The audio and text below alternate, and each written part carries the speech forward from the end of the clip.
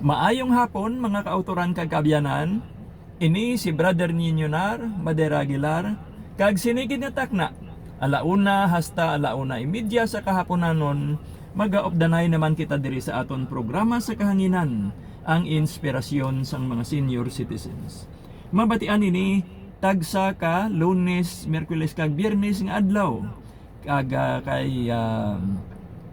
subong Miyerkules kita sang kahaponanon magaopdanay kita diri sa paborito ninyo nga waragwagan ang DYDA G53 sa lilisuan sang inyong mga radyo kag nangin posible ang aton nga pag-opdanay sa sini nga programa sa kahanginan paagi sa ang Dios Gugma Network.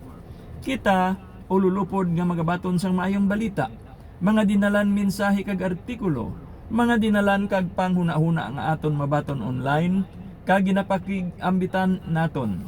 Subo nga ginapakig-ambit man naton sa tanan naton nga tagpalamati sa aton mga brothers and sisters sa aton komunidad nga sa diin nagahiliusa kita sa pag-welcome sang good news nga mangingabay naton sa aton mga buluhaton kag inspirasyon sa matag adlaw naton nga pagkabuhi.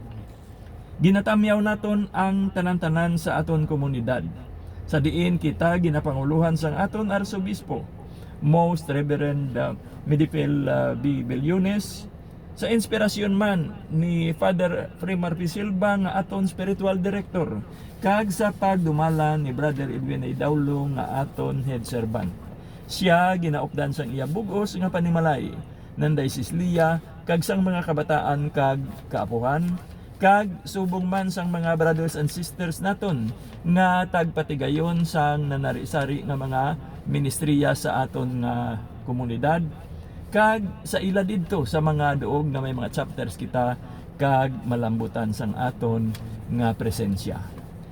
Karon aton na nga pag sambiton ang pagpangamuyo sang mga senior citizens and retirees. Sa ngalan sang Amay, sang Anak kag sang Espiritu Santo. Amen. Mahal nga Ginoo, madamo gid nga salamat sa sining kabuhi nga ginaangkon namon bisan pa nga yara na kami sa edad sang pagretiro. Nga ginkahamot-an namon sa pihak sang mga kabudlayan nga amon nasugata sa amon mga alagyan. Sang primero, ginkasubo namon ang pagretiro. Kaabi namon amon nayadto ang katapusan sang mabinungahon namon nga tinuig. Apang nagsayop kami Ginoo, kay imo ginasulit-sulit sa paghambal dira sa amon tagipusoon. Magpadayon kamo. Pangitaa ang kalipay sang inyo kasing-kasing. Salamat gid Ginoo sa mga maaluwan nga katawhan nga nagpakita sa amon sang alagyan. Agud kami makapadayon, maggamit sang nabilin nga mga tinion, talento kag bahandi nga imo ginhatag sa amon para man sa iban. Bendisyoni kami Ginoo, atagi kami sang kabakod kagahom nga amon pakamaayuhon ining amon buluhaton. Suno sa imo pagbuot, tub-tub nga imo kami pagatawgon sa amon pinakaulihi nga palahuwayan. Amen. Sa ngalan sang Amay, sang Anak kag sang Espiritu Santo. Amen. Kag karon mga kauturan kag kabyanan, sa sining bahin sang aton nga palatuntunan sa kahanginan, magapamati na kita sang isa ka musika nga magahatag refleksyon sa salmo nga blasahon naton para sa sining adlaw. Ini nga musika igapatukar sa aton ni Brother Dave. Yari na ang aton nga pagpamati.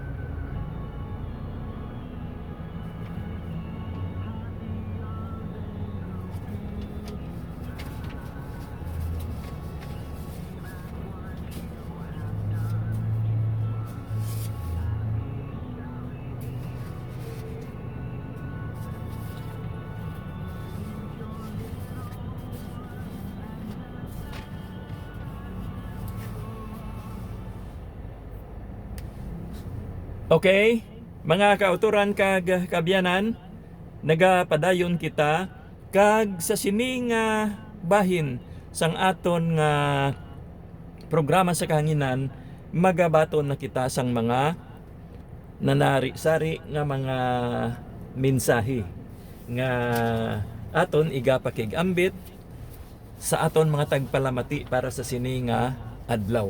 Nga ini napakig-ambitan man naton gikan sa aton nga mga kaabyanan online. Okay, no? Mayara kita nga presensya sa Twitter, paagi sa aton account nga NRCS Inspirational. Mayara man sa Facebook paagi sa aton nga mga pages dira, no? Ang oras ng inspirasyon kag iban pa nga mga pages naton nga sarang naton na mabasihan sang aton nga mga mensahe. Kag ang una diri amo ang mensahe nagikan mismo kay Pope Leo XIV.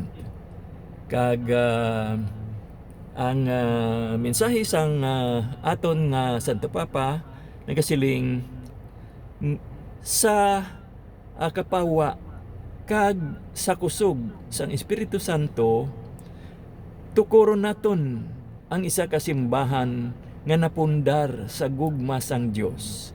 Isa ini ka sinyal sang paghiliusa naton. Ang isa ka misyonaryo nga simbahan nga nabukas sang iya sini nga mga kamot sa bug-os nga kalibutan. Nagaproklamar sang pulong kag nagapasakop sa kasaysayan agod nga mangin dalangpan sang harmonia para sa mga katawhan. Amen. Okay, no?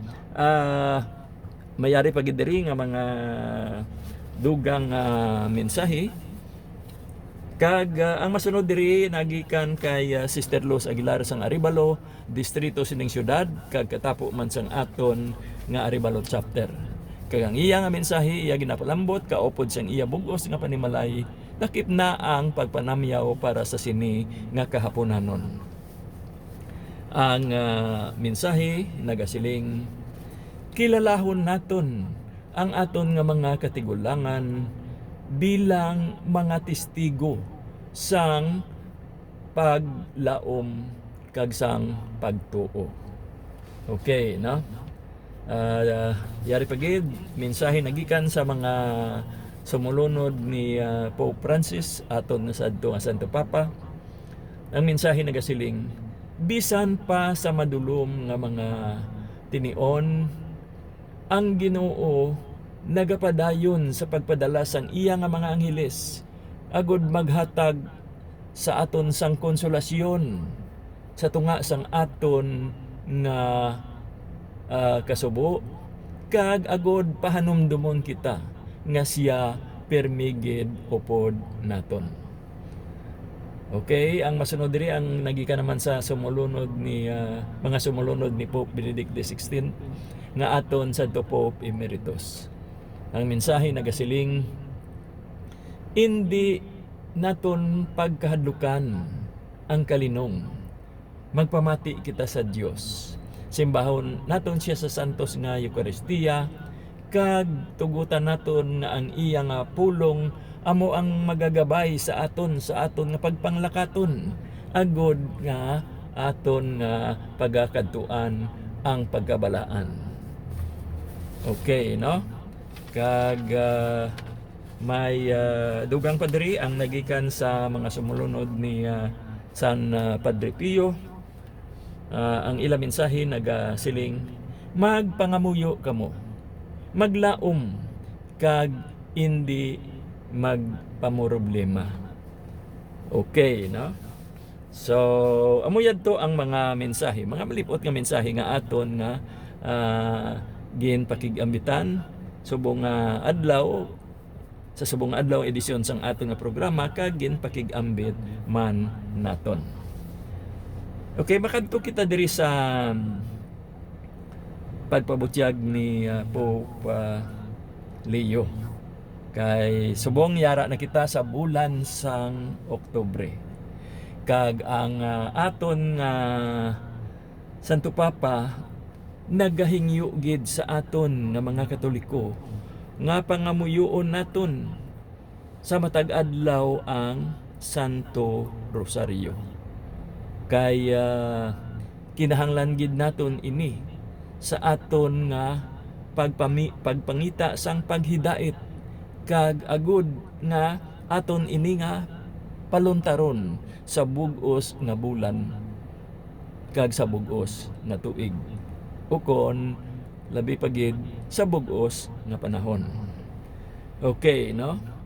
Ang pangimbitar ni Pope Leo XIV, iya nga ginpabutyag sa tanan nga tumuloo. Kay luyag gid niya nga inupdanay kita sa pagpangamuyo sang Santo Rosario sa tagsa ka adlaw sa sini nga bulan. Agod nga aton nga mainbokar ang halad sang Dios para sa paghidait. Kag didto gani sa Saint Peter Square sa Vatican, mangin katapo o kon kabahin sang Jubilee sang Marian Spirituality ang pagpangamuyo sang Santo Rosario. Kag ginalantaw gid sang aton nga Santo Papa ang paghiliusa sang tanan nga mga nagatuo, agod nga ang mga katawhan sa bilog nga kalibutan, ilabi na gid kita nga mga Katoliko, maghiliusa kag maghiliog yon sa pagpangayo sang paghidait paagi sa pagpangamuyo naton sang Santo Rosario. Kay makita naton ang sitwasyon sa subong nga mga inadlaw. Hindi na naton paghambalon pa kung ano ina nga sitwasyon, kay yara ina nahumlad mismo sa aton nga pananawan. Yara ina makit-an gid naton, aton mabatian, aton mabatyagan. Kag ini nga sitwasyon nga hamtangan naton, kinahanglan sang aton nga pagpangamuyo. Kag ang pinaka timely gid nga paghimo sini naton amo ang bulan nga inisang Oktubre. Kay ang aton nga simbahan nagadedikar sini nga bulan para sa pagpangamuyo sang Santo Rosario. Gani nga siling ni Pope Francis, ginaimbitar ko gid ang tanan-tanan sa tagsa ka adlaw sa sini nga bulan nga magpangamuyo sang Santo Rosario para sa paghidait. Pangamuyoon naton ini sa personal naton nga kahimuan, ukan sa aton man bug-os nga panimalay, kag sa aton man nga komunidad. Ang mga empleyado didto sa Vatican gina-imbitar man sang aton nga Santo Papa, kag sila ang upod sa iya, no, sa pagpangamuyo sang Santo Rosario kada adlaw. Kag ang ilang pagtilipon para sa sini nga tinutuyo amo ang paghiwat nila sang pagpangamuyo didto sa St. Peter's Basilica tagsa ka alas 7 sang gabi. Kag ila ini nga pagahimuon sa bug-os gid nga bulan. Kag siling pagid ni Pope Leo, may mga pagkaguba nga natuga sa aton palibot. Bangod ini sang aton nga kaakig sa aton nga pagdumot, kag sa indi maayo nga tinutuyo kag paglantaw sang aton nga mga kahimuan. Gani nga bilang mga Kristiyano, magpakigambit kita sa gugma sang aton Ginoo, Ginoong Hesus, nga amo ini ang nagapasanag sang aton nga kalibutan, kag amo man ini ang magabayaw kag magasalbar sa aton. Amen. Okay, no? So tandaan naton ina, no? Para sa sining bulan nga sa nasambit man kaina ni Pope Leo, may misyon ang aton nga simbahan. Kag ini man nga bulan sang Oktubre, bulan man ini sang misyon. Kag antes kita magtapos ang aton nga programa para sa sining adlaw nga edisyon, may panugyan lamang kita, no, sa aton nga mga ginikanan nga dumdumon naton nga ang aton nga mga kabataan aton paeskwela kag ginatugyan sa ilang mga manunudlo, agod nga kilalahon sila nga mga teachers sang aton nga kabataan bilang aton nga mga partner sa pagdako kag pag-umwad sang kahimtangan sang aton nga kabataan. Apang ang pundasyon sang disiplina nagasugod mismo sa aton nga puloy-an. Kag kung mayara man nga isa ka bata nga may mga hindi maayo nga kung may pagkasalawayon, may mga hindi maayo nga ginahimo, ina bangod kay naga-reflect man lang ina kung ano ang iya nga nakitaan sa iya nga palibot antes pa man siya magkadto sa bulutuan. So ang aton nga mga manunudlo magasubli man lamang sang buluhaton nga sa diin may una na nga nakit-an kag naobserbaran ang aton nga mga kabataan nga ginapatudloan naton sa ila. Gani nga kita nga mga ginikanan maghimo sing maayo nga mga ehemplo.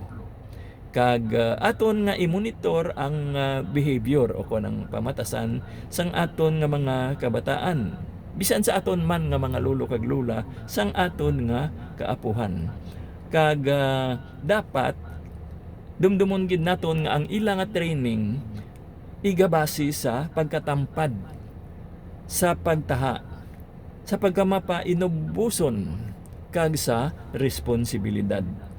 Gani kon may maayo nga disiplina nga naimponer sa aton mga kabataan, no, sa aton mga kapuhan, ang mga manunudlo makaangkon sing mahapos na lamang nga obra kay mayara na pundasyon nga natukod para sa kaayuhan kag sa kaalam nga maangkon sang mga kabataan. Kay dumdumon gid naton nga ang isa ka madinalag-on nga bata produkto ina sang maayo nga pagdisiplina sang ginikanan kag sang maayo nga pagpanudlo sang eskwelahan. Okay, no? So due tay nga amot naton nga advice sa aton man nga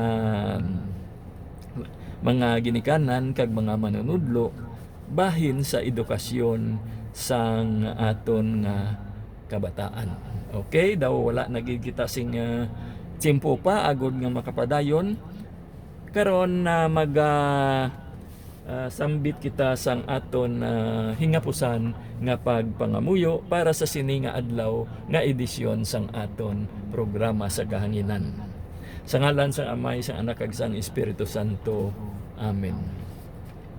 O Dios Amay namon, salamat gid para sa sining adlaw kag sa tagsa kabutang nga nagaabot sa amon alagyan. O Ginoong Dios, nagapangamuyo kami nga kabay pa nga ang amon mga kabuhatan mangin suno sa imo mga sugo. Wala sig nagakatabo nga indi nimo nahibalan. Amay namon, kabay pa nga imo kami apinan kag gabayan sa tagsa namon kapagtikang sa dalanon. Hatagi kami sang amon mga kinahanglanon, kag gabay pa nga kami makapadayon bisan pa sa mga imposible nga mga sitwasyon. Kay kun ang Dios upod namon, sino pa ang makapamatok sa amon? With God, all things are possible. In Jesus' mighty name, Amen. Sa ngalan sang Amay, sa Anak, kag sa Espiritu Santo. Amen. Okay, mga kauturan kag kaabyanan, ato nang pagatakpan ang aton programa sa sini nga adlaw nga edisyon. Nagpamati kamo sa aton programa ang inspirasyon sang mga senior citizens. Ini si Brother Ninonar nga nagasiling, may God bless us all.